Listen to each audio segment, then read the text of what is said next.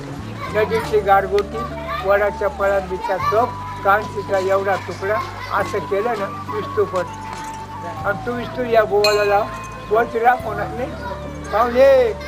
काय काय छापा आहे तुमच्या पुढे.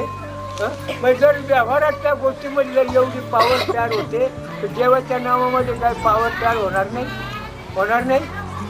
व्हायलाच पाहिजे, पण रीत कळली पाहिजे त्याची. मग रीत कोणी सांगावी? जाणत्याने सांगावी. मार्ग डावून गेले आधी दयाने ती संत ते पण ते चालू जाता, न पडे गुंता कोठे काय. चांगला विचार केला तर इतकं सोपं आहे.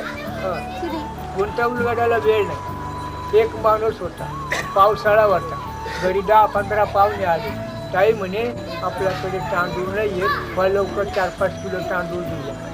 तो गया दुकानात तांदूळ घ्यावा. तांदूळ बी गिदा रस्त्याने येताना पाय सरकना, तांदूळ तिकडे ना इकडे आणि सगळं वाळू मला तांदूळ कालवायचा.